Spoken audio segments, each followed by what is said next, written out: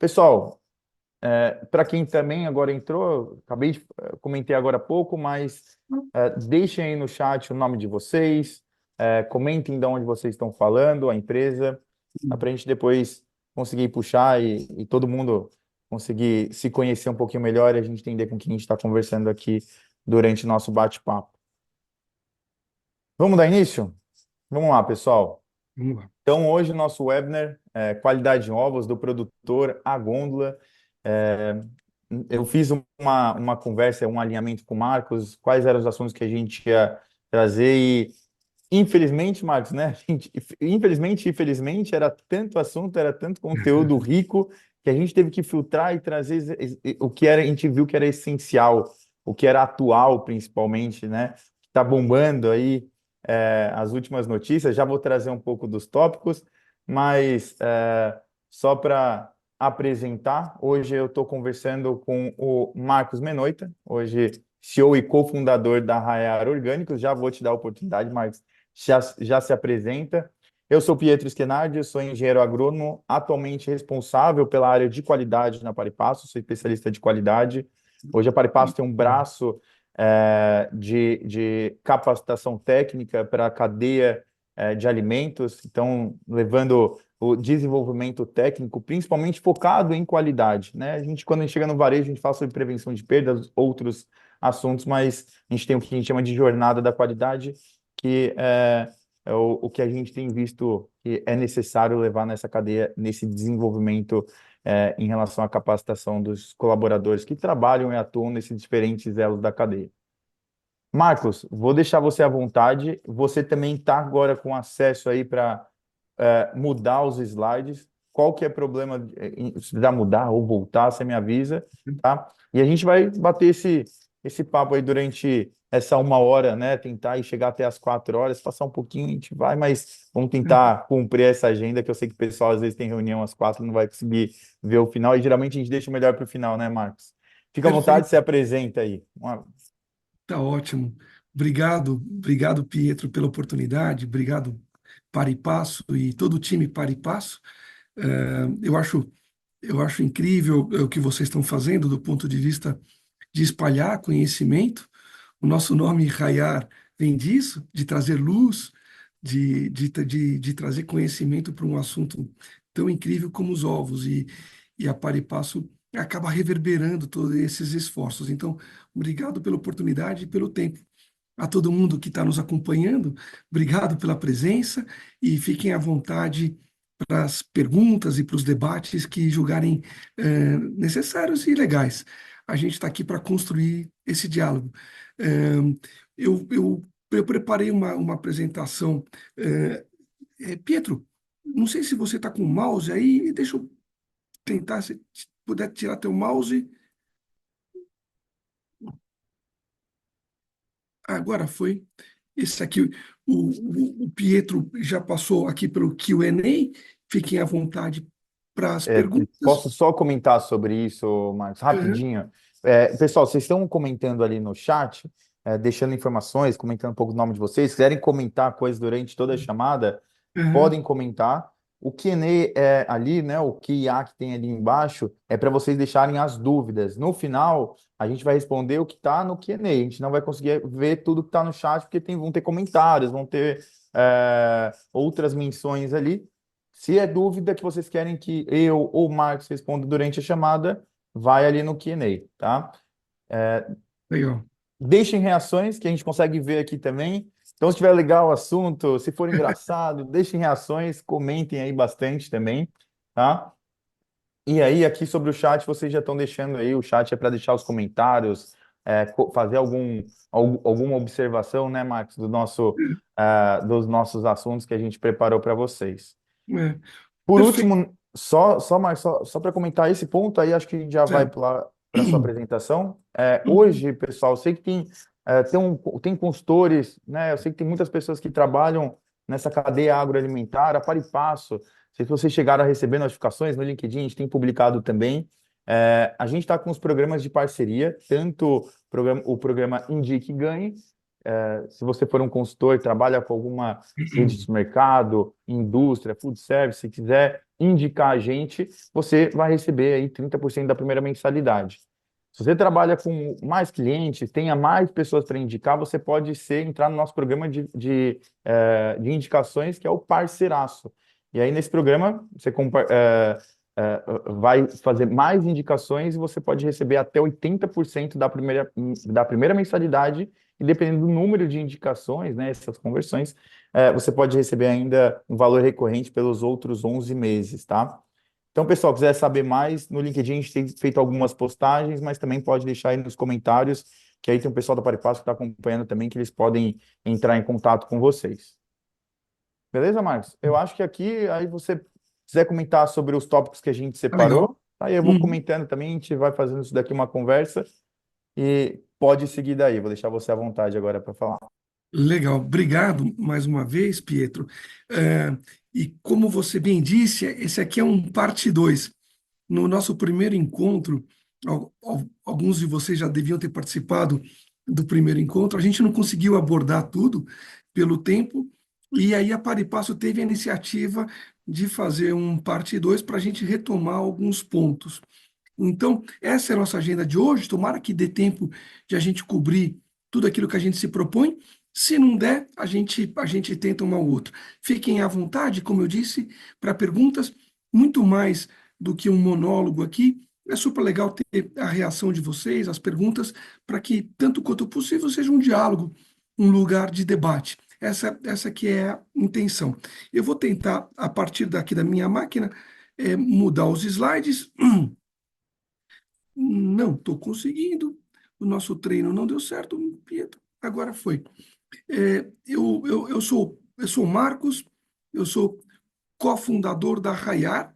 A Rayar é uma produtora de ovos orgânicos baseada em Avaré, nossa primeira fazenda em Avaré, de outras que a gente pretende ter. E nós nascemos e permanecemos como 100% orgânicos. Depois eu vou dizer para vocês as diferenças dos tipos de manejo e para a gente, enfim, por que que a gente escolheu ser orgânicos, né? Eu vou passar aqui rapidinho. Poxa vida, Pietro, estou tomando uma rasteira aqui, meu caro, do controle. É, eu estou mudando aqui, vamos lá. Fui eu que mudei, né, Pietro? Não foi você, né? Tá bom, legal.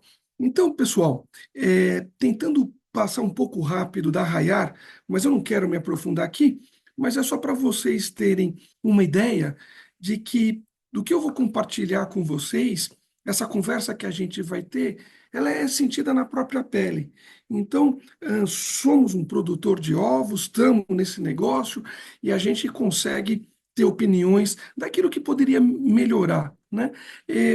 A Rayar tem um propósito de setorial. Nós somos uma empresa, a gente tem que tocar nossos negócios, mas mais do que isso, o que nos move é tentar, tanto quanto possível, aquilo que tiver ao nosso alcance, melhorar o setor. E é por isso que eu estou aqui alocando meu tempo para a gente conversar muito mais sobre o setor do que a empresa.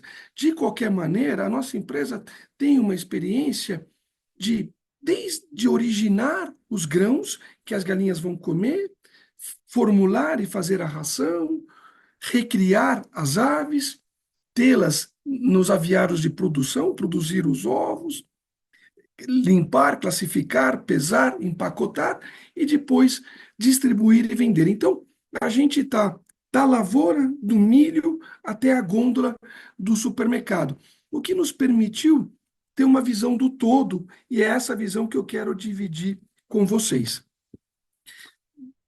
Mudei aqui, caramba. Mexe no mouse e clica, porque eu tive que mexer agora, vou deixar meu microfone desmutado, porque toda hora que eu for É, desmutar e voltar, vai perder o poxa, controle ali da tela. Mas agora pode, o mouse é seu. tomara que dê certo. Para todos que nos veem, eu peço desculpas por esse desencontro aqui de mudar de slide. Espero que funcione de Ah, eu agora acho em que agora vai, agora pode ficar, não vai ter problema, pode tocar. Legal, legal. Obrigado, Pietro. Essa é uma foto aérea da fazenda agora, do comecinho do ano. A fazenda foi projetada para ter 700 mil aves, essa é a nossa primeira fazenda. Ela está com 300 mil aves. Do lado esquerdo, canto superior, é onde que a gente tem o bairro das Recrias. Ahn, do lado direito, o canto superior, os aviários de produção. Logo embaixo, a sala de ovos, onde que a gente recebe, limpa, lava, classifica e empacota. E do lado direito, a nossa fábrica de ração. Cada aviário desse tem 20 mil aves, e a gente está com essa fazenda toda completa de aves e continua crescendo. Isso é só para ter uma ideia de um pouquinho da Rayar. Vou tentar agora, espero que dê certo. Mudou aqui. Bom, como eu disse para vocês, a ideia é tentar explicar os diferentes modos de produção e como é que a gente enxerga tudo isso. E por que que a gente escolheu ser orgânico.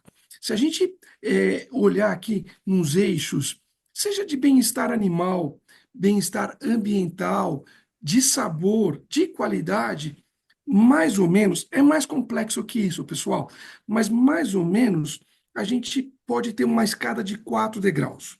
O primeiro degrau que se chama convencional, que é na gaiola, o segundo degrau, livre de gaiola, terceiro degrau, caipira, e quarto e último degrau, o orgânico, o caipira orgânico. Vocês vão reparar o tempo todo, não só nesse webinar, mas na minha vida empresarial, que a gente, a gente como empresa e eu como pessoa, super respeitamos o direito de cada consumidor, de cada cidadão, escolher o que quer comer, aquilo que quer, aquilo que pode, né? Sendo o Brasil do jeito que nós temos, ele tem diferentes consumidores para diferentes produtos.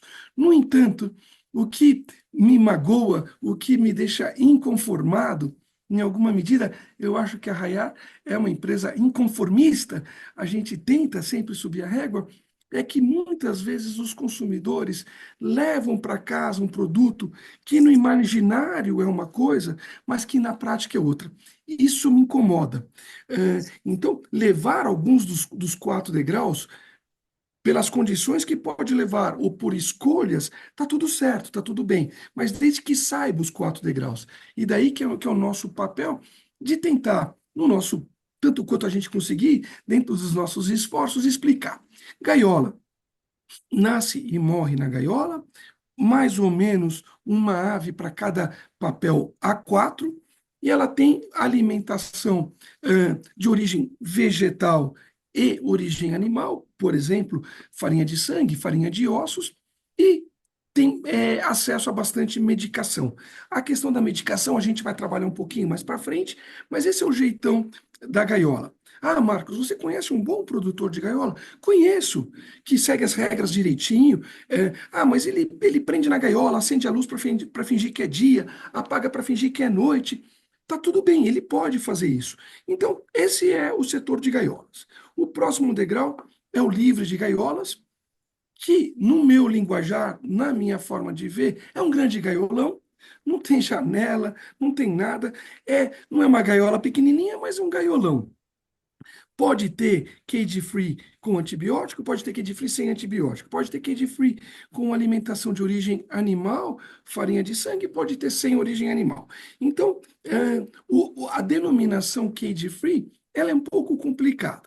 Caipira é com acesso à área externa e orgânico é com acesso à área externa, ração 100% vegetal e orgânica, e não toma remédios, não toma alopatia. Toma prebióticos, probióticos e homeopatia. O que é uma ração orgânica? É uma ração de um milho e de uma soja que não recebeu agrotóxicos. eu tenho muito para mim de que a gente está atingindo níveis de poluição dos nossos aquíferos, da água que a gente toma, alarmistas, assim, super preocupantes. As companhias de águas têm soltado relatórios que a gente passou do limite do uso de defensivos agrícolas e agrotóxicos, né?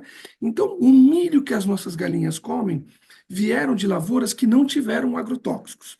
E as nossas galinhas não tiveram antibióticos. Antibióticos é um tema importante, que a gente tem insistido bastante nisso.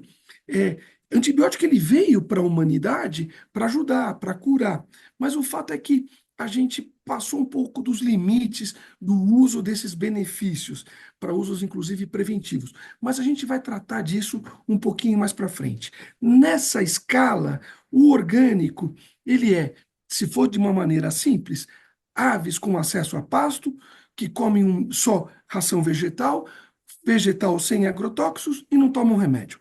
É isso. O que que a Rayar e eu acredita e o que que nós não acreditamos? A gente acredita que existem bons produtores em cada degrau, mas eu não acredito um produtor que tem os 4 degraus. É uma visão minha de vida. Você chegar e para um consumidor, para um cidadão, abrir a tua caixinha de amostras e falar assim: consumidor, o que que você quer hoje? Você quer um de gaiola, baratinho, tal? Tenho. Ou você quer um orgânico que não tem antibiótico, não tem agrotóxico? Eu tenho tudo. Na verdade, quem tem tudo, na minha opinião, não tem nada. Daí que nós escolhemos o degrau do orgânico, porque ele é certificado, auditado e regulado. A nossa chateação é que os degraus livres de gaiola e caipira é uma tremenda bagunça regulatória. É difícil vocês dizerem assim, putz, o que que é um livro de gaiola? O que que pode, o que que não pode? É super difícil, inclusive do ponto de vista de rotulagem que a gente vai abordar. Então, esses são os 4 tipos de produção que nós temos e onde a Rayar escolheu estar. E é só lá que a gente vai ficar. Marcos, eu sei que a gente não combinou isso, e eu Pois não é. sei se você tem conhecimento também, É, mas como é um bate-papo, né, a gente está é, aberto. é, E eu não sei se a dúvida, imagino que seja a dúvida de mais pessoas. Em relação aos modos de produção, hoje você tem uma ideia da proporção hoje nacional de cada modo de produção? Hoje imagino que a gaiola tem a maior produção e a livre de gaiola também seria um 80-20 em comparação com o caipira orgânico. E legal. também, se você puder comentar, imagino que quando a gente olha para o setor do hortifruti, cada vez as pessoas o consumidor está com mais acesso à informação, né? Tem se disseminado Uhum, mais informação, tem mais conhecimento e está mais uhum, preocupado com a sua alimentação também. E é. imagino que, assim como o hortifruti, a busca por alimentos saudáveis e a preocupação com a origem também está se fortalecendo cada vez mais no mercado de ovos. Isso está acontecendo? Tem aumentado a procura? Não, obrigado, obrigado por intervir e trazer esse ponto. O setor de ovos ele é super raso, super fraco de estatísticas. Ele é mal medido, seja por iniciativas privadas, seja por Conab, IBGE ou Ministério da Agricultura. Então as estatísticas elas variam. Nós da Rayar trabalhamos com a seguinte estatística: 95% dos ovos brasileiros são do primeiro degrau, gaiola. 5% dos ovos do Brasil compreendem os segundo, terceiro e quarto degraus.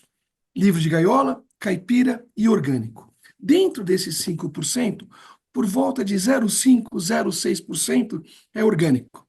Então, esse é o número. Agora, eu puxo um parênteses bem rapidinho, Pietro, para compartilhar com vocês e com quem nos assiste agora. Nos Estados Unidos, 10 anos atrás, apenas 10 anos atrás, os orgânicos eram 0,8%. E hoje é 8%. Nossa. Cage free passou de 30%. Então, é uma tendência que é para lá que o mundo está indo. Uhum. Saiu, não é que cresceu 10, 15, 20% ao ano, 2 dígitos. Multiplicou por 10 nos Estados Unidos. Saiu de 0,8 e foi para 8.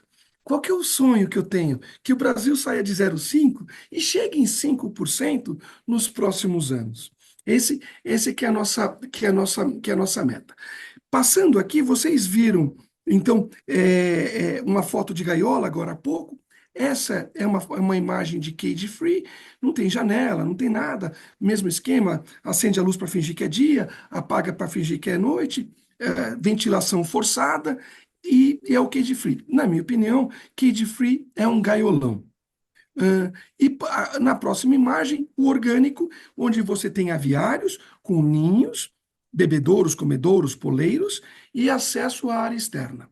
Depois eu conto um pouquinho para vocês como que é uma rotina de uma ave, enfim, num sistema orgânico.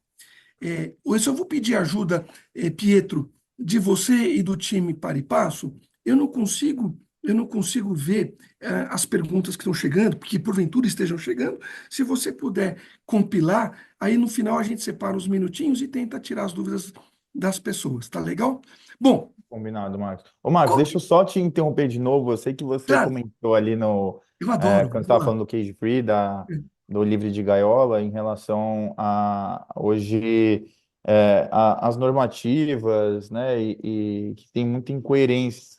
É, a gente vê quando a gente vai no mercado, às vezes, embalagens de cage free, mas imagens dentro do rótulo de galinha no pasto, né? Voando, livre, como é realmente livre de gaiola. Para quem não está dentro do mercado, eu que trabalhava no setor hortifruti, até a gente conversar no último webinar, nas nossas conversas, para quem Aham, está lendo e tá vendo aquela imagem, entende que ela está no pasto, está livre, parece realmente um ovo que ele é, seria de caipira ou orgânico mesmo, né?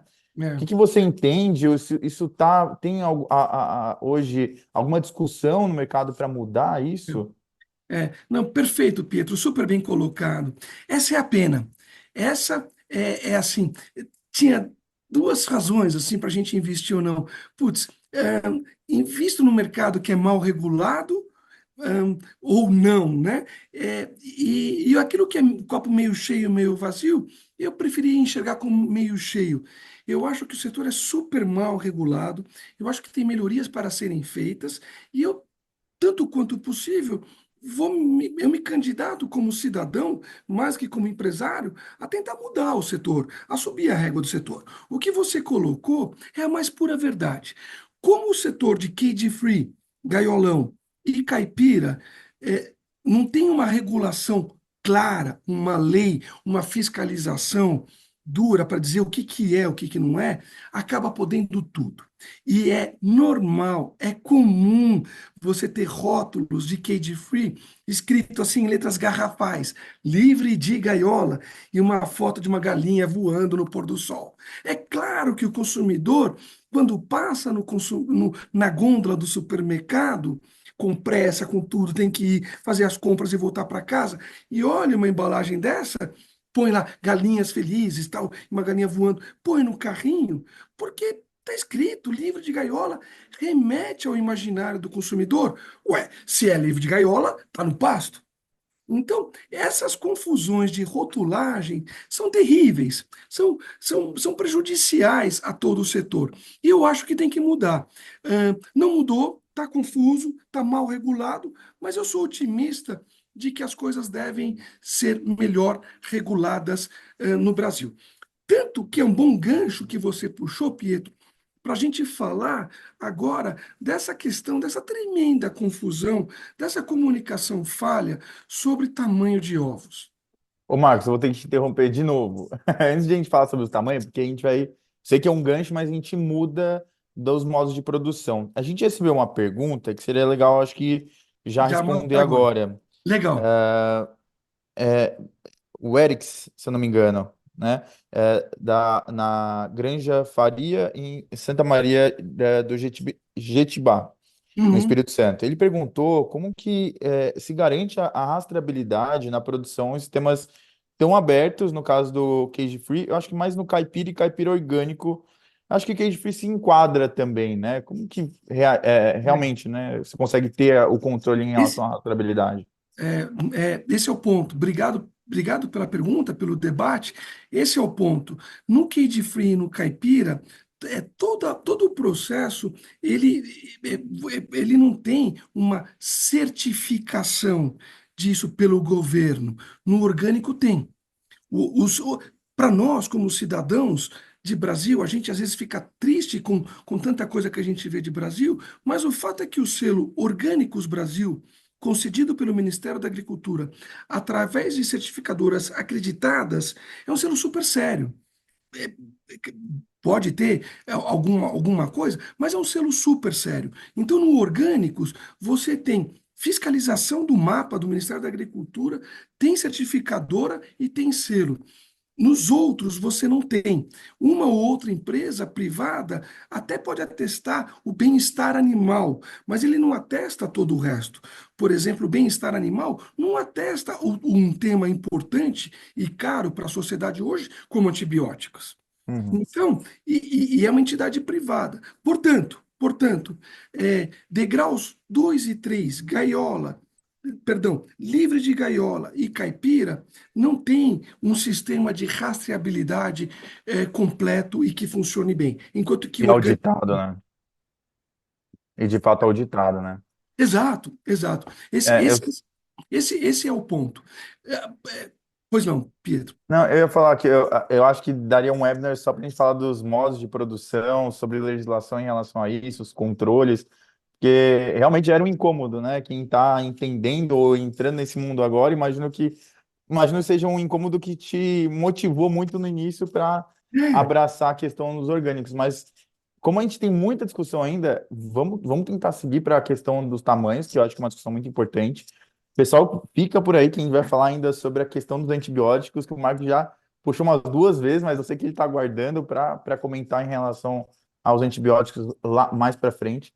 E também legal. vamos falar sobre a curiosidade dos preços, né? Imagino que está gerando bastante debate, inclusive saiu no domingo no Fantástico, que a gente aguardem aí que no final a gente vai discutir, vai trazer informações. Tem muita coisa que sai no mercado que a gente escuta em noticiário. Vamos pegar alguém que está aí no dia a dia e está, né, vivenciando isso, vai poder trazer uma informação mais consolidada e mais, eu acho que segura, né, que realmente está acompanhando no detalhe. Não, Vamos legal. partir para É, os tamanhos, a então, gente, Marcos, fica à a gente vontade. tava. Qual que é a dor aqui, né? A gente estava falando de confusões de rotulagem. Você Uhum. chama uma coisa que induz o consumidor a pensar que é aquilo, põe no carrinho, mas de fato não é. Então, essa bagunça regulatória, ela esbarra em outros temas também. São temas laterais, mas que, na minha visão, confundem o consumidor. Assim, toda a minha tese empresarial é trazer luz para o consumidor, para o cidadão. Você compra o que você quiser, você compra aquilo que você puder, mas eu queria que você soubesse o que você está comprando. E essas confusões todas, eu acho que não ajuda em nada o setor. Eu acho que complica. Reparem a questão sobre tamanho de ovos. Primeiro, que a palavra está errada, não é tamanho, é peso. Os nossos ovos não são classificados por tamanho, e sim por gramatura, por peso. Então deveria mudar a nomenclatura, mas está tudo bem. Fato é que a classificação é por peso. Você pode até ter um ovo de um pesado, mais pesado e menorzinho, e você tem visualmente achar que ele é pequeno, mas ele é pesado. Então você tem essas confusões. Portanto, conceito número um: ovos são classificados por gramas, por peso, e não por altura ou largura. Dito isso, reparem só a vida do consumidor, a luta do consumidor. Em julho de 2022, o governo falava o seguinte: existe o super pequeno, existe o médio, existe o grande, existe o jumbo. Em março de 2023, o governo falou: não, para. Agora não é mais desse jeito. Agora é pequeno, grande, extra e jumbo. E em março de 2025, ele fala: para. Não tem mais pequeno. Agora é médio, grande, extra e jumbo. Vocês conseguem imaginar para o consumidor que estava acostumado num prazo de tempo tão curto mudar 3 vezes aquilo que ele está acostumado a comprar? Não é legal, está errado. Então, e você vai mudando os nomes e mantendo a gramatura.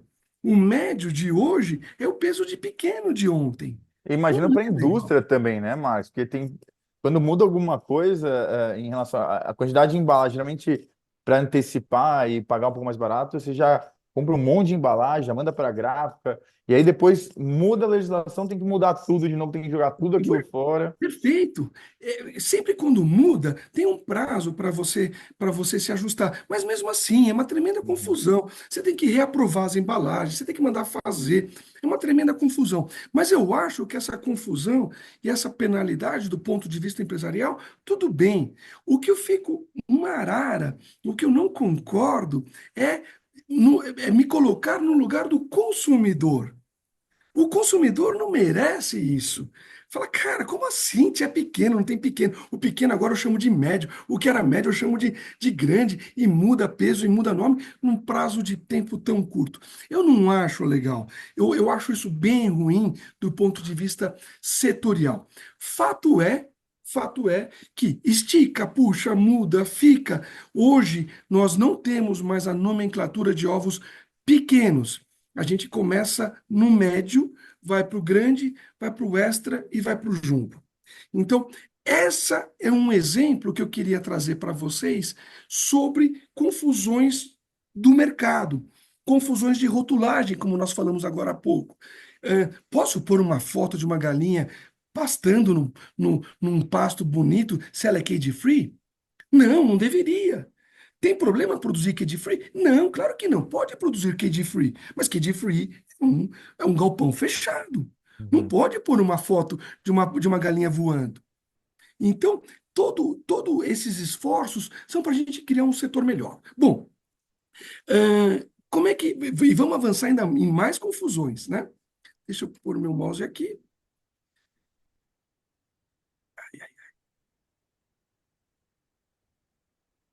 Foi. Olha o que você disse agora, Pietro, sobre mudanças. Eu peguei apenas um exemplo de uma embalagem da Rayar, quando na época que tinha pequeno. Uhum. Então, primeiro, troca pequeno. Opa, como eu fiz. Ai, ai, ai. Ele está com delay aqui. Eu vou. hum, Quer voltar Eu, tô, pro te- rótulo aqui? eu já dei um PGAP, já foi. Ele está com um pequeno delay aqui, mas eu vou administrar isso. Reparem, num prazo pequeno de tempo, colocando de lado as perdas de dinheiro, de tempo, de time para ficar mudando e alterando a embalagem. Vamos colocar isso de lado. Mas repara do ponto de vista do consumidor. Caramba, Rayar, até ontem eu comprava pequeno, estava escrito pequeno, agora é médio. Aumentou o peso do ovo? Não. Só mudou a letra. Mas eu não posso escrever pequeno mais, consumidor. Eu estou proibido. Agora eu tenho que escrever médio. Aí antes tinha, reparem na caixinha vermelha de baixo, em cima e embaixo. Antes era tipo pequeno, né? Agora, então são essas confusões de alterações de nomenclatura e de regras, mudando num prazo tão curto de tempo, e na minha visão, mal comunicada, é que geram ruídos desnecessários. O que nós fizemos na Raiar? Sempre fizemos isso, né? Eu olhando os pesos que o governo pôs a régua dele, estou tentando mudar aqui para o meu próximo slide. Aí, Foi. foi. Na parte de cima são os pesos, reparem, tamanho de ovo é peso, não é altura nem largura. Os pesos do Ministério da Agricultura de acordo com a nova portaria. Até 30, até 48 gramas é o que ele chamou de médio. Antes era pequeno. 48 a 58, ao olhar do Ministério da Agricultura, ele chama de grande. De 58 a 68, de extra grande. E acima de 68, de jumbo. Poxa vida, eu acho isso muito nome para pouco ovo. Então, o que nós fizemos assim? Lembrem, o nosso propósito é raiar, é clarear, é facilitar a vida do consumidor. Então a gente fez o seguinte: olha, eu sei que eu poderia pegar um ovo de 38 gramas e vender como médio. Eu sei disso. E é dinheiro. Mas não. Para mim, 38 gramas é um ovo muito pequeno. Eu não concordo, não vou embalar esse ovo, por mais que eu possa. E aí, na Arraiar, a gente começa a chamar de médio de 45 a 52. Eu podia chamar de grande um ovo de 48 gramas, mas eu chamo de 52. Então, número um, do ponto de vista privado, é uma decisão nossa. A gente criou só 3 nomes. Putz, essa história de grande, extra grande, meu caro, é grande. Para com isso, vamos facilitar a vida do consumidor. Então eu tenho médio, que eu gostaria que chamasse pequeno, grande e jumbo. Esses são os nossos tamanhos que eu tenho, em réguas maiores. O Uhum. que eu acho que está acontecendo na vida, né? Eu acho o seguinte, que por muito tempo, por muitos anos, os consumidores perguntavam: o que é esse produto que eu estou comendo? O que tem nele? Qual que é o rótulo dele? Foi uma pergunta que tomou força. Eu acho que de um tempo para cá, de um tempo recente para cá, os consumidores estão numa outra pegada. Eles estão falando assim: que produto é esse que eu estou comendo? Mas quem é você que está me produzindo essa minha comida? Me fala mais sobre você. E nesse sentido é que eu tento falar da Rayar, ou da nossa empresa. Cara, olha, o governo tem essa régua, ele mudou, tá? Eu acho que o que ele está chamando de médio com 38 gramas, super pequeno, eu não vou embalar isso, eu vou fazer a minha régua com os meus nomes. Eu não tenho extra grande, eu não tenho nada. Então, isso são iniciativas privadas subindo a régua daquilo que o governo tenta fazer. Claro que o governo respondendo a uma pressão da avicultura como um todo, né? E ok, e vamos em frente. Então, essa é uma das confusões que eu queria tratar com vocês. Ô Marcos, eu tenho uma dúvida. Posso só voltar no slide anterior? Claro. Bem rápido, mas primeiro, na verdade são três dúvidas rápidas. O de Uhum. 38 a 45, hoje vocês têm esse, entre aspas, descarte que você acaba não embalando, ele é destinado à indústria. Você não, como que vocês enxergam? Imagino que de grande para extra grande, vocês não estão perdendo força de mercado por poder comunicar que ele é extra grande e classificar só como grande. Eu vou lembrar qual que era a minha terceira, mas era Eu, interessante também. Mas se eu, eu lembrar, depois eu te eu te pergunto. Mas respondo as principalmente duas. esses dois sobre o peso. Legal. Eu respondo as duas guisados líquidos. Então, nós somos, no nosso caso, pasteurizado líquido orgânico. Ninguém mais tem. Então, a gente Uhum. separa esses ovos menores e Legal. a gente pasteuriza e vende como líquido. É, número um. Número dois, eu acho o contrário, Pietro, quando a gente parece perder dinheiro, parece perder força de vendas, como você mencionou agora, eu acho que é o contrário, a gente ganha força de vendas, ganha reputação, ganha a fidelidade dos consumidores. Confiança do consumidor, né? Exato, eu acho Legal. que é para isso. Por isso que eu fiz aquela menção que eu acho que os consumidores estão querendo saber, ok, eu já entendi sobre o seu produto, mas me fala um pouco mais sobre você. Qual é a sua Uhum. empresa? De onde que você vem? Por isso que eu não concordo com essa história de falar assim, ah, cara, eu tenho gaiola e tenho orgânico. Ah, meu caro, o que que você acredita? Tem o cage free e tem orgânico. No que você acredita? Não tem Uhum. problema ter cage free.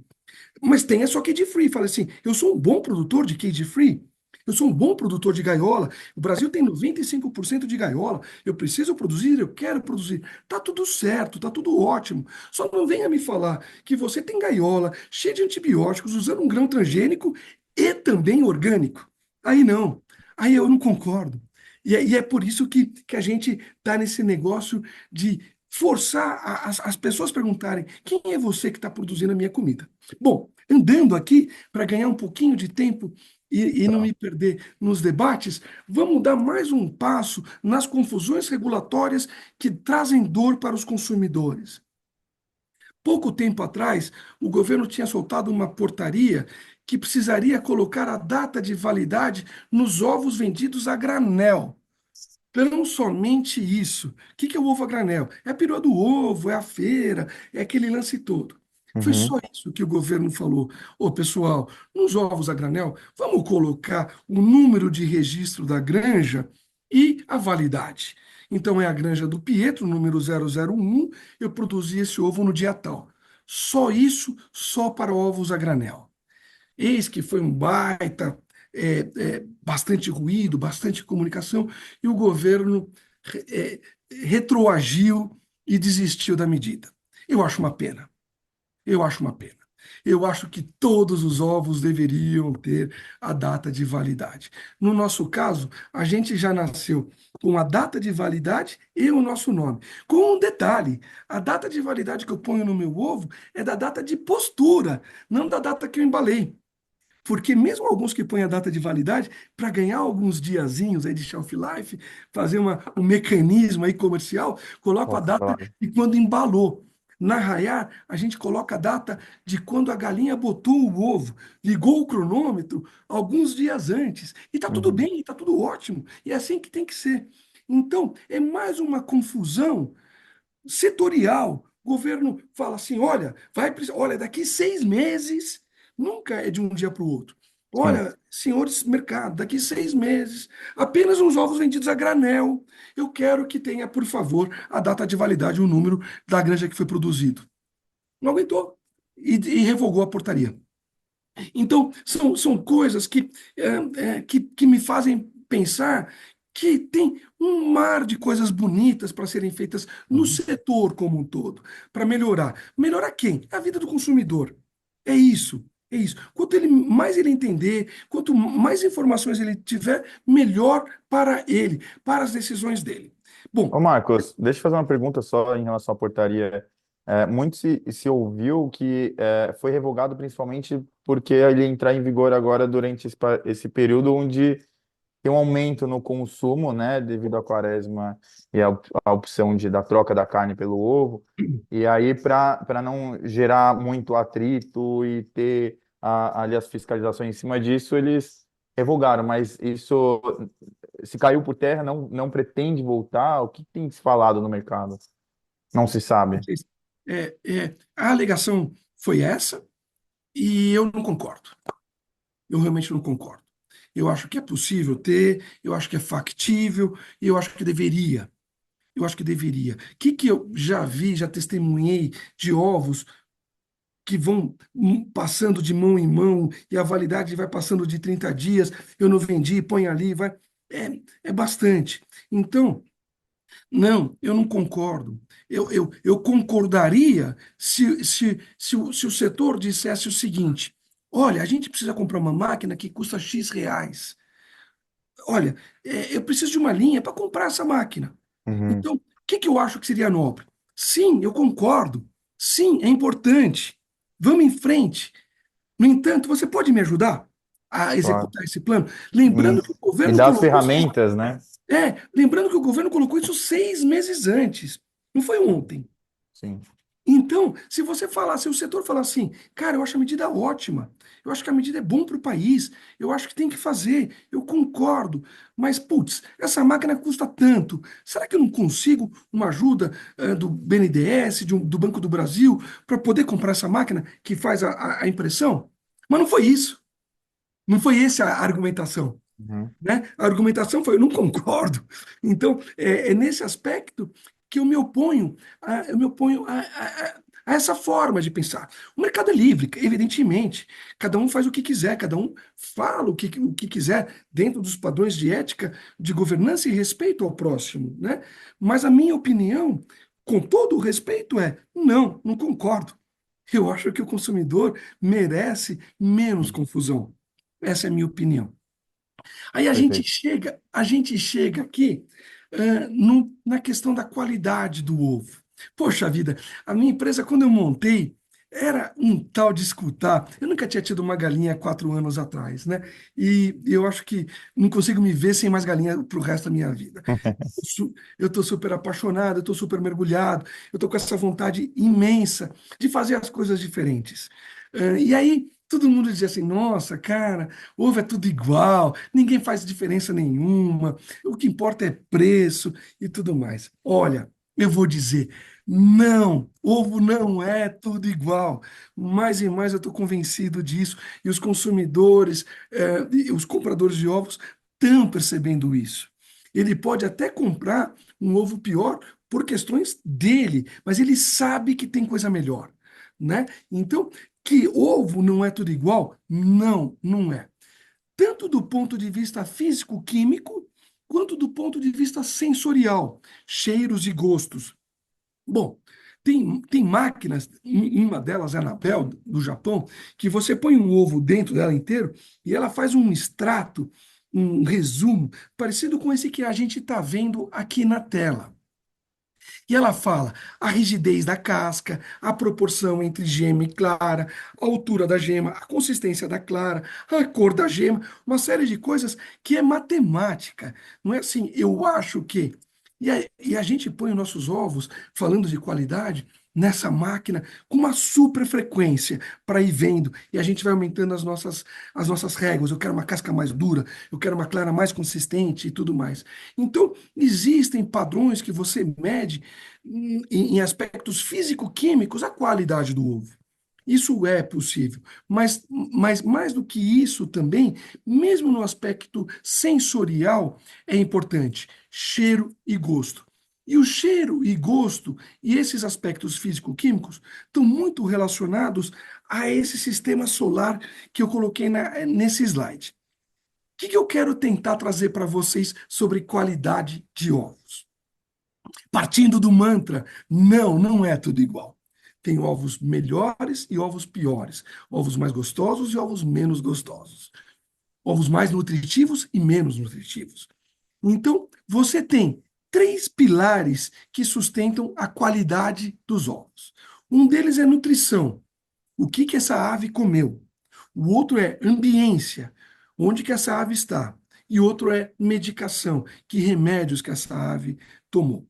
Então, se a ave se alimentou de ração 100% vegetal, é um ovo diferente de uma ave que se alimentou de ração vegetal e animal, farinha de sangue. O cheiro é diferente e por aí vai. Se é vegetal sem agrotóxicos, mais ainda. Na ambiência, é óbvio que uma ave numa gaiola produz um tipo de qualidade de ovo e uma ave que tem vitamina D, que sai para pastorear, que volta, que dorme num puleiro, que bate asa, que bota ovo num ninho e não numa estruturinha de arame. É claro que também a quantidade e as dosagens de antibióticos, é claro que afeta a qualidade do ovo. Portanto, uma mescla de nutrição, ambiência e medicação fazem com que o ovo seja diferente de um produtor para outro produtor. Mas só isso basta? Não. Na nossa visão, por trás dessas caixinhas azuis, existem três coisas, das quais uma é predominante e é por isso que ela está lá em cima, que é pessoas. Você é nítido, você tem ovos bons quando você tem pessoas que tratam as aves bem, quando você tem pessoas treinadas, dignamente contratadas. Então, o que você está comendo? Não é só o ovo. Certamente não é só o ovo. A cultura da empresa, a cultura de controles, de rigor, de padrões, isso é inaceitável, isso não é inaceitável. Vamos colocar a data de postura de validade no ovo, não a data que eu embalei. Para que ganhar 2, 3 dias? Não precisamos, vamos subir a régua. Então, a cultura da empresa, testes de qualidade. O mapa pede um teste a cada X meses. Que ótimo que ele pede a X meses. Para nós é semanal. Eu não quero saber. A gente tem que dar um passo para frente. Então, esse pacote que orbita nutrição, ambiência e medicação, que é cultura, pessoas, processos, controles, é o que faz o ovo ser diferente. Então, um pouco do tema principal que a gente tem hoje, que é qualidade, é: existe diferença na qualidade e eu atesto. Atesto em padrões físico-químicos e atesto em padrões sensoriais. Ponto.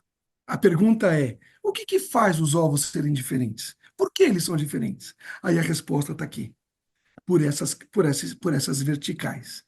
Então, é nesse lugar que a gente está sobre qualidade. E aí, vamos seguir aqui a nossa luta. Enquanto está com o delayzinho aqui do slide, eu vou. Pronto, foi. Como é que nós fazemos? Peço desculpas por tomar um golinho de água. Marcos, só para pontuar, a Aham. gente está chegando ao final do tempo que foi combinado ali das quatro De horas. novo, né, Pietro? De Eu- novo. eu- a gente tentou reduzir, pessoal, só que, como a gente comentou, né? E gera dúvidas. Mas são discussões importantes que a gente teve até então, que para esclarecer todos os tópicos que a gente vem trabalhando aí durante nossa conversa. Mas eu acho que vamos ter que passar um pouquinho, quem conseguir ficar, né? A gente vai tentar aí trabalhar com 1h10 de webinar. A gente atrasou um pouquinho para dar tempo de todo mundo entrar. Marcos, tem problema para você se a gente for até as 4h10 ali, mais ou Não, em menos? Só absoluto. Não, em absoluto. Eu estou à disposição de vocês e de todos que estão aqui nos que assistindo. a gente Mas tem alguns tópicos para trabalhar que são muito interessantes ainda, né? Em questão dos antibióticos, do preço, que a gente já comentou. Que eu acho que vai durar mais esses 10 minutinhos para a gente conseguir finalizar com chave de ouro. eu acho. Não, perfeito, Pietro. Obrigado por me chamar a atenção do horário. O que que eu acho que a gente pode fazer? A gente pode pular esse slide, que a gente fala como é que atesta a qualidade, mas fato é que existem mecanismos e processos para atestar a qualidade desde a chegada do grão até o baú do caminhão Uhum. e a gôndola. Existem formas disso. E essas formas, elas têm melhorado, elas têm se desenvolvido. E empresas, por exemplo, como o Par e Passo, têm trazido soluções para a gente atestar a qualidade e medir o que tem que medir através de fichas técnicas. Mas fato é que desde o grão que chega, quando você faz uma análise laboratorial, assim como o ovo não é tudo igual, o milho não é tudo igual. Você tem milhos diferentes, com impurezas diferentes, com teores de energia diferentes. Você tem sojas que vão produzir o farelo com teores de proteína e óleo diferentes. Então você tem toxinas nos milhos e nos grãos. É super importante. Então, para você ter um ovo de qualidade no final, os cuidados nos testes de qualidade do processo começam no recebimento dos milhos. Depois, na amostragem, eu diria que quase que online, da ração que você está produzindo. A formulação, a granulometria, todo um pacote ali da ração, de acordo com a idade, de acordo com as necessidades, de acordo com o clima. Tá mais frio, tá mais quente, muda um pouquinho a comida, assim como nós. Uhum. Frio a gente toma uma sopa, no calor a gente come salada. A ave é um ser vivo, então você precisa estar atento a formulações. Portanto, como é que você atesta aquela qualidade que a gente falou agora há pouco? Começando no grão, passando pela fábrica de ração. Lá nas pintainhas, como a gente recebe essas pintainhas, o programa vacinal dela. Se a casa que elas estão chegando tá limpa, tá impecável, tá desinfetada, tá com uma caminha nova, que é feita de maravalha, serragem de madeira, se está tudo em ordem, se tem comida, tem bebida, se a água está limpa, está fresquinha, a gente tem medidores de pH e de temperatura de água por hora, Olha por que hora. legal. Tudo isso é importante. Nos aviários, a mesma coisa. Como é que tá as condições do aviário para receber essas franguinhas que vão produzir ovos? Na sala de ovos, de tempo em tempo, em minutos assim, a gente vai tirando os ovos, a gente tem um departamento de qualidade.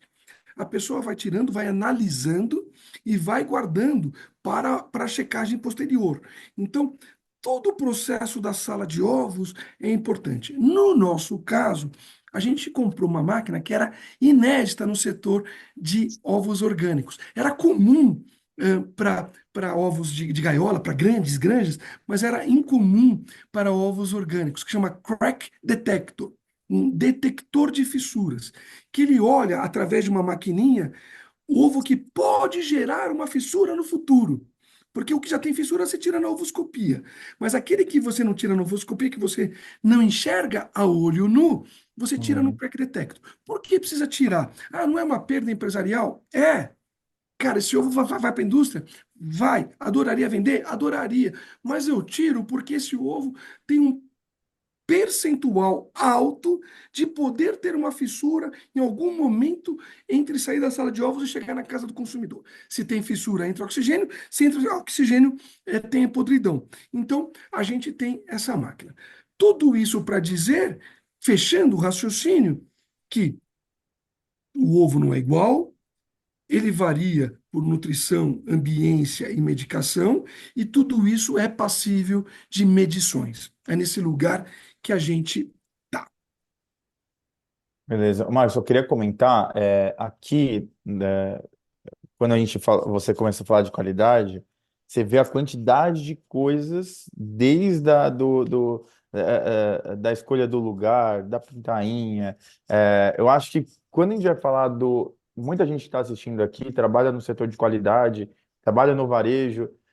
Eu acho que a escolha de um fornecedor, que aí vem o comprador, de visitar, conhecer tudo isso nesse nível de detalhe, é fundamental. Mas as equipes de qualidade estão lá ou no centro de distribuição, ou no recebimento de uma loja, o que elas poderiam avaliar? Se nem o método da ovoscopia, acho que na 99% deve ter a capacidade de fazer para identificar as fissuras, como você comentou.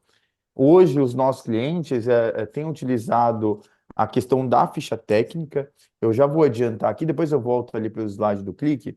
Mas, pessoal que está assistindo, a gente deixou disponível o QR Code para vocês poderem baixar e ter acesso à ficha técnica do ovo. Ela é uma ficha técnica simples, mas ali com as classificações do peso, né? Que é hoje comumente conhecido como tamanho, mas o Marcos já explicou e contextualizou muito bem para a gente, que é peso do ovo, né, entre o médio, o grande, o extra e o jumbo. Então, se está no rótulo, precisa fazer a amostragem, precisa entender se ele está cumprindo com o que está na legislação. Então, isso é uma primeira avaliação inicial que a gente indica aqui, quem está no recebimento e pode fazer sem um equipamento muito robusto, e também a avaliação visual do produto, que aí são as classificações entre podridão, né, porque você já é nítido pelo cheiro, o visual, você consegue identificar fissura, se tem fissura, vai lá, dá uma olhada.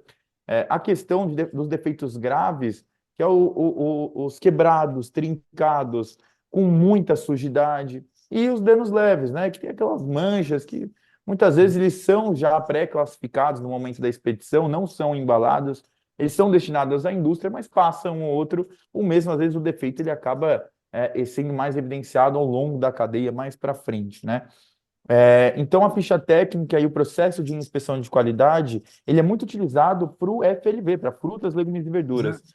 Mas os ovos, eles estão, né, sempre ali próximo a esse setor. Se não estão dentro, né, se eles não entram nas mesmas métricas, e poucas vezes eles são passados por essa inspeção de qualidade. Então, acho que tem esses dois pontos. Primeiro, compradores que estão aqui nos assistindo hoje, visitem seus fornecedores, conheçam o processo, tudo que o Marcos contextualizou para entender se é realmente um fornecedor de ovos de qualidade, os cuidados que eles têm no processo, em todo o manejo dessa cadeia. Mas quando a gente vai falar de inspeção de qualidade, poder aí minimamente avaliar a qualidade, porque o consumidor compra com os olhos primeiro. E depois sim, né, ele vai identificar a rotulagem, os mais curiosos, e cada vez mais a gente está vendo isso, são os que vão pesquisar a marca por trás, né? No caso da Arraiar, que tem esse conhecimento mais aprofundado, que trabalha com grande, mas ele atende o extra grande nesse nível de detalhe. Mas, primeiramente, é o visual, né? E ele vai Sim. debater ali o visual e o preço do produto. Olha, Pietro, eu acho que é um passo incrível de vocês, assim, de trazer para os ovos as práticas estabelecidas em FLV. E essa ficha técnica, esses controles, eu acho que é um baita avanço. É o que eu respiro, assim, a gente tem um setor melhor, melhor medido, melhor regulado. Então, eu parabenizo, assim, a iniciativa. E acho que começar com um, dois, três parâmetros já está ótimo. E Sim. depois, vamos avançando e medindo mais parâmetros. Medir Uhum. peso já é um grande avanço. A Então, resistência é de muito legal. casca, né? Também. Resistência de casca é muito legal. E agora você tem uns aparelhinhos portáteis que dá para fazer isso, que não é num super laboratório. É possível, é só a gente querer. A gente, produtor de ovos, querer ser fiscalizado, e eu quero o varejo querer fiscalizar e o consumidor demandar que seja fiscalizado. Tudo isso é bom para todo mundo, para um país melhor. E eu sou um entusiasta da iniciativa de vocês. Bom, Marcos, só queria comentar aqui em relação ao claro, clique, que ele está claro. em paralelo à ficha técnica. É, é, Nada de a gente tem uma parametrização, mas não tem muitas vezes um lugar de registro e controle. Para o FLV, grande parte daqui das pessoas que estão assistindo são nossos clientes e já conhecem a ferramenta e utilizam para o FLV. Utilizam um Uhum, clique lá para inspeção de qualidade no hortifruti. Hoje a gente está com esse módulo do produto, então o que a gente tem chamado aqui internamente do nosso clique 2.0, que é voltado ao processo especializado nesse processo de inspeção de produtos. Aqui vocês estão vendo a foto da maçã, né? Mas pode ser utilizado para o ovo, onde vocês têm as classificações entre. Ah, fui fazer, separei, chegou um pallet de ovos, separei de 3 caixas para avaliar a qualidade. Vou lá contar quanto teve de podridão. Ah, apareceu 3 ovos com podridão. Registra na ferramenta. No final vai gerar o relatório, quantos por cento tinha podridão, quanto de defeito grave. Isso é um respaldo não só para o varejo que está comprando, para ver se está atendendo a qualidade que ele quer levar para o cliente, mas também um respaldo para o fornecedor. perfeito, Fornecedor, o produto não chegou bom. Muitas vezes o marketing perfeito. deve passar por isso. Tá, o que não é bom? Fornecendo o produto, que ele quer atender da melhor forma também. Então, dá um Exato. respaldo através desse relatório. Quem não conhece a ferramenta, quiserem tirar dúvida, pessoal, deixa aí nos comentários, ou também pode estar chamando a gente depois. Entre em contato com a Paripass, que a gente pode estar explicando um pouco melhor as funcionalidades dentro aqui da ferramenta. Não, Podemos sensacional. seguir, Marcos, para Vamos finalizar? lá. Mais uns 5 minutinhos para a gente passar aí os antibióticos e pelo preço, acho que falta a gente comentar, né? Legal. Então vamos lá. Parabéns pela iniciativa de vocês. Vamos falar um pouquinho de antibióticos agora. Eu acho que é um tema super importante, super importante. É, qual que é a nossa opinião, sobre antibióticos? Os antibióticos estão aí para ajudar a humanidade, para ajudar a saúde dos animais, das aves, e eu acho que são super bem-vindos. Então, tudo a favor, nada contra os antibióticos, embora na Rayara a gente não use, mas de uma maneira holística, olhando o todo. O que que acontece? Da onde que vem o incômodo? E eu queria dividir isso com vocês e trazer essa reflexão. Vejam bem, 80% dos antibióticos produzidos no mundo, no nosso planeta Terra, são para uso animal, 20% para uso humano. Desses 80% produzidos no mundo para uso animal, o Brasil é o segundo maior consumidor de antibióticos do mundo, só perde para a China, que é um país X vezes maior que o nosso. Uhum. Então, o Brasil é um grande consumidor e aplicador de antibióticos de uso animal. Ponto. Qual que é o problema que nós enxergamos? E isso já vi acontecer e depoimentos de veterinárias e uma série de coisas. A gente errou, nós, seres humanos, erramos a mão no uso de antibióticos. E traços e resíduos de antibióticos estão indo para as nossas comidas. E a gente está se curando de doenças até então incuráveis, super difíceis, e estamos morrendo de bactérias, porque os antibióticos já não conseguem mais funcionar. É um baita pepino, é um pepino de saúde pública, é um pepino da humanidade, e que a gente precisa enfrentar. Por que que isso está acontecendo? Porque a gente está usando os antibióticos de maneira preventiva e não curativa. E quando você tem um calendário de uso de antibiótico, independentemente do estado de saúde da ave, ah, hoje é dia 19 de março, 5 da tarde, é dia do antibiótico tal, e pá! Não, mas a ave, não quero saber, é dia de dar esse antibiótico, porque eu não posso correr o risco que ela tenha alguma coisa. Então, o uso preventivo em quantidades muito grandes é preocupante. Se a ave e o plantel está correndo um risco, está doente, tem uma enfermidade e precisa dar antibiótico, tudo bem, tudo certo. Mas não é o caso que está acontecendo no Brasil. Número um. Número dois. Quando se dá um antibiótico para um animal, existe o período de quarentena, que varia de antibiótico para antibiótico, mas existe a quarentena. E durante a quarentena, você tem que descartar os seus ovos. Você não pode vender ovos que estão produzidos no período de quarentena, quando você aplicou o antibiótico. E fato é que isso não está sendo fiscalizado. E está indo para o mercado ovos que foram produzidos em período de quarentena após o uso de antibióticos. E eu acho isso super ruim. Ruim para todo mundo. Ruim para todo mundo. Então, uma das coisas que eu que eu luto é que nesses controles de qualidade que o varejo vai fazer, acho que devia fazer de maneira voluntária e privada. Ah, mas e o governo? O governo fala que não tem fiscal, o governo fala que não tem estrutura. E eu entendo, provavelmente não tem mesmo, e é uma pena. Mas o que eu acho que deveria fazer, a minha sugestão setorial, é que de maneira voluntária, os produtores de ovos falem assim: olha, eu apliquei o antibiótico tal, voluntária, para uma empresa certificadora, para uma empresa atestadora de qualidades, de processos. Eu apliquei, está aqui o período de quarentena e está aqui a prova do descarte desses ovos. E os compradores de ovos, de uma maneira privada, não precisa de governo, não precisa de nada, dizendo o seguinte: no meu varejo só entra quem tivesse atestado de que tem um bom uso de antibióticos. Por quê? Pelos meus consumidores, que eu zelo por eles, em primeiro lugar, em segundo lugar, por todos e pelo planeta. Então, a gente poderia ter uma situação privada para regular e diminuir o uso de antibióticos. E isso é preocupante, isso não está acontecendo.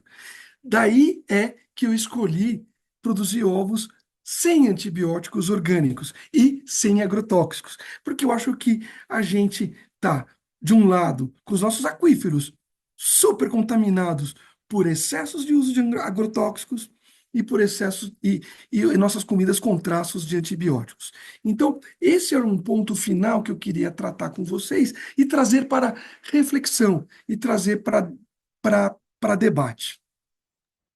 Marcos, desculpa, a Silvia, não sei se ela está assistindo ainda, ela deixou uma pergunta que é uma dúvida que eu tinha notado, que eu vou Uhum. querer que você responda daqui a pouco, mas em relação aos antibióticos, quando a população, na verdade, eu imagino que, acho que deve ser mínima as pessoas que consomem todos os dias esse alimento e não têm conhecimento disso, né? Então, sem dúvida nenhuma, acho que tem uma demanda em relação a essa certificação e esse conhecimento por parte dos compradores, de novo, né, do varejo, para receber esses ovos atestados, porque muitas vezes se o governo não consegue hoje ter uma estrutura, disponibilizar essa estrutura para esse acompanhamento, e por tudo que você explicou, isso tem que ter um cuidado maior, né? Ou quantidade de antibióticos que a gente está consumindo sem saber e o quanto isso pode gerar mal, não a curto prazo, porque a curto prazo talvez a gente não sinta nada, mas principalmente a longo prazo, né? E Sim, isso vai se somando ao longo do tempo. é. Não, sim, Pietro, sim. Esse é o ponto que eu acho que o setor tem que melhorar. É regrar os 4 degraus, é regrar rotulagens, é regrar o que é a questão de antibióticos, é regrar melhor os pesos e medidas. São todas melhorias que acho que a gente tem que fazer. De todas essas, a mais preocupante, na minha visão, é a de antibiótico. Tá? Uhum. Eu acho que é um tema solto, pouco falado, pouco debatido. Eu acho que a gente tem que trazer para debate. Eu não acho que existem soluções únicas ou soluções salvadoras. O que eu acho que existem opiniões e visões para a gente tratar do tema. E é um Uhum. tema importante. A, a questão de contaminação por resíduos de antibióticos nos nossos corpos está chegando num ponto preocupante. Esse é o ponto. Perfeito, perfeito. E obrigado por trazer essa discussão aqui para a gente e um pouco desse conhecimento que imagino que muitos aqui que estão na chamada não tinham, né? Marcos, eu acho que a título de curiosidade, para a gente também finalizar, eu acho que chave de Uhum, ouro, e aí depois só a gente pode deixar aqui combinado responder a pergunta da Silvia, que era uma pergunta minha, que eu acho que generaliza todos esses pontos do que a Rayar vem trabalhando. Mas vamos comentar, não sei se em 1, 2 minutos você consegue Aham. resumir, eu sei que é porque tem gerado muita discussão. Hoje na empresa eu estava aqui, o pessoal, tá mais caro que ovo. Cara, tá na ponta da língua de todo É, consumidor hoje. E sem principalmente, dúvida. né, saiu no Fantástico no domingo, acho que eu já comentei. O presidente Lula acabou fazendo um pronunciamento, acho que foi na última semana, né, que ele chegou a comentar que ia achar o culpado, quem que é o culpado, né? E queria que você explicasse um pouco desse comentário e principalmente quais são as razões hoje dessa evolução em relação ao custo desse produto no mercado. Legal. Vou tentar falar rapidinho aqui. Primeiro e mais importante, as razões pelas quais os ovos subiram de preço nos Estados Unidos não tem nada que ver com as razões do Brasil. São coisas diferentes. Então, essa é uma primeira confusão, a começar pelo nosso presidente, de misturar as estações. Estados Unidos tem uma razão, o Brasil tem outra razão. Vamos começar pelas razões do Brasil. Que aconteceu foi o seguinte: no final de 2024, comecinho de 2025, os preços estavam muito ruins. É, um parênteses anterior, essa volatilidade de subir, cair, é muito relacionada a esses ovos do primeiro degrau, aos ovos de gaiola. Na nossa categoria, ele é um pouco mais estável.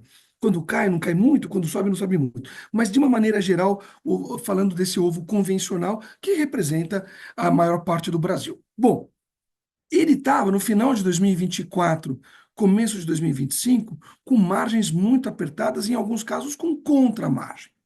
O que acontece quando isso se põe no mercado? O avicultor, ele acelera o desalojamento das aves. Ele manda para abate antes mesmo da hora que era para ir. Porque por que eu vou produzir ovo se ele está me dando prejuízo? Quanto mais eu produzo, mais eu perco. Então, fator número um é o fator de que, em função de contramargens, no final do ano passado, os produtores aceleraram os desalojamentos. Ah, Portanto, isso implica redução de oferta futura. Dois, é verdade, sim, que o calor diminui a produtividade das aves. Elas ficam mais cansadas, comem menos, botam mais. Em alguns casos, os índices de mortalidade sobem. O fator calor é um problema. Ah, mas sempre teve o calor. É verdade, mas isso tem um pouquinho de negacionismo, porque sempre teve calor, mas não tanto por tanto tempo. Essa persistência do calor se alongando, ela é um fator novo, climático. E isso as aves têm sentido, sim. E ao sentir calor, diminui a produtividade.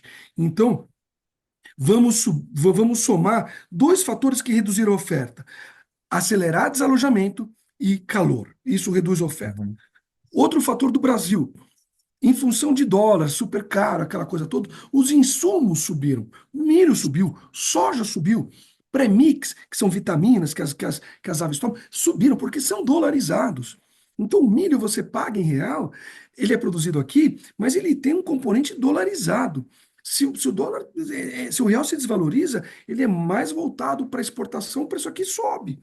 E ele subiu. Então, milho, soja, premix, ingredientes, embalagens subiram. Somado a isso, logo que você reduziu a oferta e os preços subiram, teve o início do ano, como sempre tem, a retomada da demanda, com volta às aulas, as pessoas voltando de férias. Esse encontro de redução de oferta por desalojamento, por calor, com uma pressão de aumento de custos e a chegada de uma demanda nova, fez com que os preços subiram. Portanto, as razões pelas quais o preço no Brasil subiram são pontuais. Então, aqui, que vai durar, não vai durar, é mais meses, menos meses, mas é uhum, pontual. Daqui a pouco o mercado se regula. Como é que ele sim. se regula? Como os preços subiram, eu vou alojar mais aves. Ao alojar mais aves, Aumenta a oferta. daqui 6 meses eu vou aumentar a oferta, aumentar a oferta, os Uhum, preços caem. Então, é essa a estrutura do Brasil. Ponto. É isso que aconteceu. Nos Estados Unidos é totalmente diferente. É a gripe aviária. A gripe aviária dizimou o plantel nos Estados Unidos. uhum, Só que muito ao bem. dizimar o plantel nos Estados Unidos, matou não apenas as aves em produção, mas aquelas também das casas genéticas que produziam pintainhas. Então, você imagina você um avicultor lá que você teve que. Lembre que quando você tem um caso na sua granja nos Estados Unidos, e aqui provavelmente no Brasil seria o mesmo, mas lá, quando você tem um caso, você tem que matar todo o seu plantel, a sua granja inteira. Né? E aí você mata, espera a quarentena, vai na casa genética e fala assim: olha, eu queria comprar X mil pintainhas para realojar, para retomar o meu plantel. E a casa genética fala assim: eu também estou sem ave. Eu também Poxa. não tenho pintainha. Então você tem dois fatores ali: a morte Uhum. das aves em produção, e quando você tenta retomar a produção, não tem pintainha para todo mundo. Então é um problema super estrutural, não é pontual e não tem uma solução de curto prazo. Então, são razões diferentes. Num olhar de um brasileiro, fala assim: caramba, tá $8 um estojo de ovo nos Estados Unidos, vamos exportar para lá, porque o Brasil tem bastante ovos. Não, o Brasil não pode exportar para os Estados Unidos. Então, por questões fitossanitárias, por barreiras sanitárias, a gente só pode exportar ovos que vão ser industrializados, que vão passar por um processo de pasteurização. A gente não pode exportar ovos em casca. Então, o Brasil exporta menos de 1% do que produz. Então, exportação do Brasil, crise nos Estados Unidos, preço alto nos Estados Unidos, não tem nada que ver, não afeta a composição de preço do mercado doméstico. Teve Essa- maior demanda, mas não é proveniente dos Estados Unidos, né? Questão do que você comentou, volta às aulas, quaresma também, entre outros mas, fatores. mas o maior fator foi redução de oferta. E foi Sim. redução de oferta por uma crise de margem, alguns meses atrás. Ah, subiu 40%? Subiu. É ruim? É ruim. Mas ele subiu 40% de um nível que estava baixo, mal remunerando o avicultor. Uhum. Então, subiu, é verdade, mas de uma base baixa. E por Entendi. razões de redução de oferta totalmente diferente dos Estados Unidos. Não tem nada que ver, o Brasil está exportando para os Uhum. Estados Unidos, nada que ver uma coisa com a outra. Essas são as Perfeito. razões que explicam o comportamento de preços atual. Perfeito, Marcos. Acho que ficou muito claro. Acho que muita gente ainda tinha dúvida. O Fantástico foi legal a reportagem dele. Acho que eles puxaram, acho que essas grande parte Sim, dessas informações que você também trouxe. Mas acho que aqui alguém que está na área e está vivenciando isso diariamente, com certeza a gente acaba tendo um respaldo ainda mais técnico. Vamos finalizar? Eu sei que a gente separou um momento para dúvidas, mas a gente acabou prolongando. Quem ainda tem dúvida, deixe no chat, é, que a gente vai organizar depois. Manda para o Marcos pode responder e a gente disponibiliza a entrega depois para vocês ali por e-mail. Pode ficar tranquilo que a gente contacta vocês para retirar todas as dúvidas que foram colocadas. É, eu acho que isso é legal, Pietro. Da última vez a gente passou por essa experiência, acho que funcionou bem. Se vocês colocarem a dúvida de vocês e o e-mail, é, tão rápido quanto eu conseguir, eu respondo para todo mundo. Maravilha. Pessoal, o Marcos deixou aqui os contatos, né, Marcos? Acho que o pessoal pode ficar à vontade para. Quero ter os produtos da Rayara aqui no meu supermercado. Fiquem à vontade, Sim. né? Pô, eu estou impressionado com todo esse trabalho, com todo esse cuidado. Entre em contato aí com o Marcos. Pode entrar em contato com a Anne também, Marcos? Ou Pode, foca não, mais em pode. Na você? verdade, nem precisava mostrar esse slide, Pedro, que vergonha. Não, tira esse slide, não precisa. Não, imagina. Eu acho que é legal de poder entrar em contato também para. Acho que você pode estar à disposição para tirar mais dúvidas. Ô, Marcos, em um minuto, será que você consegue responder uma dúvida que a Silvia fez e eu fiz também, e que eu fiquei com dúvida? Vamos lá. Tudo isso que você construiu durante toda a apresentação, comentou sobre a empresa, todos esses cuidados, principalmente quando a gente vai falar de qualidade, e você comentou algo da rotulagem lá atrás, que os consumidores eles estão não só buscando hoje essas informações por categoria, por tamanho, mas entendendo mais a história, das empresas, da marca. Como vocês têm comunicado isso? E tem refletido bastante todo esse processo na fidelização desses consumidores? Legal. Obrigado pela pergunta, Silvia. Obrigado, Pietro. A resposta é sim. Embora a empresa seja jovem, eu acho que tudo rege na vida agora. É, é, é transparência, assim, sabe? Errou, errou, acertou, acertou, mas fale sempre a verdade. É, e é isso que a gente se propõe. E tem dado muito certo. Repare que A nossa empresa é jovem, ela tem 3 anos de ida ao mercado, 4 anos de vida, e a gente atingiu 9 estados, 2.000 pontos de venda, e a gente tem uma demanda maior do que a nossa capacidade de atender. De maneira que a gente vem Olha dobrando, que dobrando, dobrando, e não consegue. A gente dobra e a demanda aumenta, a gente dobra e a demanda aumenta. Então, eu acho que por alegria, por trabalho duro, por sorte, por uma série de coisas, o fato é que essa nossa crença de que o consumidor quer saber mais, me fala mais da sua empresa, me fala mais quem são vocês, eu acho que tem dado super certo. Para o nosso setor e para qualquer outro. É para lá que o mundo caminha. E é nessa estrada que a gente está. Então, eu entendo que sim, tem, Uhum. tem refletido em sucesso para todos nós. Que legal. Marcos, legal. Pessoal, só me confirma, Marcos, mas no site de vocês tem ali, quem tiver curiosidade de conhecer o produto, comprar, tem as lojas que vocês, e as regiões, né? No site de vocês tem lá que vocês atendem hoje, correto? É semi-correto. O nosso site, a gente está sofrendo para atualizá-lo. Ele não está 100%. A gente está fazendo uma versão nova. Tá. Então, então é um caminho ali. Tem Fale com a gente. Um outro caminho é o Instagram. Para quem quiser, para quem puder, nos siga no Instagram. A gente conta bastante dessas histórias lá. Para quem tiver vontade. Maravilha. Marcos, só para ler aqui ó, o pessoal tá falando, tem no Zafari, Tem no Zafari. alguns comentários o pessoal falou aqui, ó, muito bom, poderia ficar a tarde inteira toda ouvindo. É um sentimento nosso aqui da Paripasso também, sempre que a gente vai conversar com o Marcos, a oratória, ele mesmo fala que ele fala bastante, mas tudo que ele fala é super condizente, é muito atual e tem um nível técnico muito interessante e é uma fala gostosa, é algo legal de ficar ouvindo. E eu também ficaria aqui a tarde inteira conversando com você, Marcos. Acho que ficam outras oportunidades para novos webinars, é o segundo que a gente já faz com o Marcos. E você vê que ainda faltou assunto, né? Teve coisa que a gente teve que passar porque a gente podia conversar ainda mais sobre. Tenho dúvidas que eu vou ter que te mandar por e-mail depois também. Legal. Gente, Max, pode fazer mais alguns comentários finais, mas da nossa parte aqui da Paripasso, agradecer você novamente, agradecer todos que estão aqui na chamada, ficaram aí, a gente tinha combinado até as 4, a gente ficou uma meia horinha a Pois mais, é.